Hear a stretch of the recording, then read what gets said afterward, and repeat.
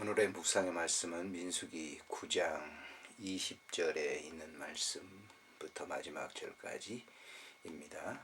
혹시 구름이 성막 위에 머무는 날이 적을 때에도 그들이 다만 여호와의 명령을 따라 진영에 머물고 여호와의 명령을 따라 행진하였으며 혹시 구름이 저녁부터 아침까지 있다가 아침에 그 구름이 떠오를 때에는 그들이 행진하였고 구름이 밤낮 있다가 떠오르면 곧 행진하였으며 이틀이든지 한 달이든지 1년이든지 구름이 성막 위에 머물러 있을 동안에는 이스라엘 자손이 진영에 머물고 행진하지 아니하였다가 떠오르면 행진하였으니 곧 그들이 여호와의 명령을 따라 진을 치며 여호와의 명령을 따라 행진하였고 또 모세를 통하여 이르신 여호와의 명령을 따라 여호와의 직임을 지켰더라. 아멘.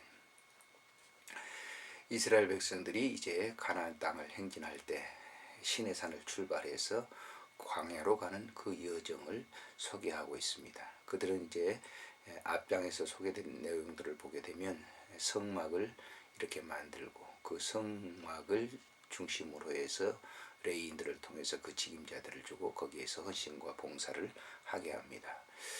문제는 이제 그 성막을 만들고 난 다음에 그 성막 중심으로 낮에는 구름 기둥과 밤에 불 기둥으로 하나님께서 그들을 인도하셨다라고 하는 말씀이 나옵니다.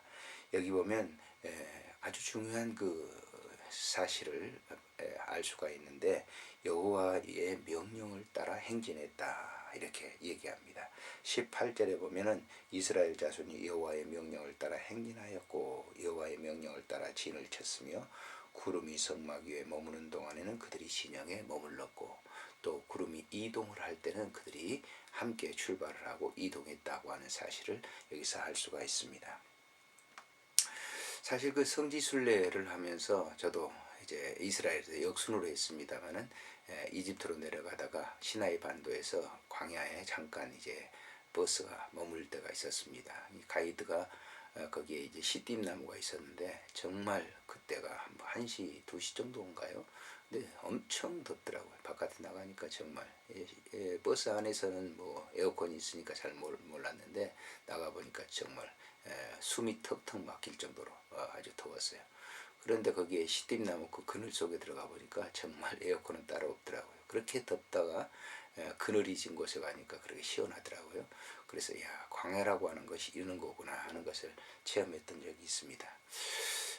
이렇게 낮에 구름 기둥으로 그들을 가리지 않았다고 하면 이스라엘 백성들은 아마 존재하지 않았을 것입니다. 낮에는 구름 기둥을 펴서 시원하게 만들고 또 밤에는 불 기둥으로 그들을 인도하셨다고 그랬는데 광야라고 하는 것이 기온 차이가 굉장히 심하죠. 낮과 밤의 기온 차이가 우리나라도 뭐 10도에서 15도, 20 이렇게 기온 차이가 나면 감기도 걸리고 많은 사람이 이제 아프고 그렇습니다만은 거기에서는 뭐 기온 차이가 거의 뭐 한 40도 이렇게 차이가 나니까요. 밤에는 그냥 뭐 영하로 안 내려가지만은 얼어 죽을 정도로 추우니까요. 얼어 죽는 사람도 있다고 그래요. 거기. 근데 그만큼 이제 기온 차이가 많이 나게 되니까 밤에는 춥죠. 그런데 하나님께서 불기둥을 통해서 이스라엘 백성들을 뜨뜻하게 그들을 갖다가 잘 지낼 수 있도록 했다라고 하는 거예요. 그래서 그들은 구름기둥과 불기둥이 이동하는 대로 성막을 중심으로 해서 이동하는 대로 그들이 옮겼고 또 진을 쳤고 또 행진했다라고 하는 겁니다. 22절에 있는 말씀에 보면 이틀이든지 한 달이든지 1년이든지 구름이 성막 위에 머물러 있는 동안에는 이스라엘 백성들이 진영 밖으로 나가지 아니했다라고 하는 것입니다. 사실 나갈 수가 없죠. 그 바깥으로 나간다는 건 곧 죽음을 의미하는 것이니까요. 그래서 그들이 1년이든지 한 달이든지 구름이 머무는 그 동안은 나가지 아니했다라고 하는 것은 아주 우리가 주목해야 될 필요가 있습니다. 우리가 신앙생활을 할 때도 하나님께서 영적인 그 은혜로 우리를 보호하시고 인도하시죠. 우리는 곁길 가기를 아주 좋아합니다. 육신으로는 세상의 것을 좋아하고 마음으로는 하나님의 법을 좋아한다고 하는 바울의 고백처럼 성직자들도 그렇죠. 누구든지 마찬가지입니다. 그렇지만 문제는 하나님께서 우리에게 말씀하신 그 말씀에 따라서 항상 거하는 것이 굉장히 중요한 믿음의 삶이라고 하는 것을 우리가 알아야 됩니다.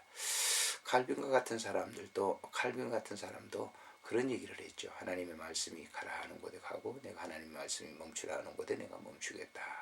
하나님의 말씀이 맴도라고 하면 나는 그 자리에서 맴돌 뿐이다 라고 이렇게 얘기했던 것을 우리가 볼 수가 있는 것이 있죠.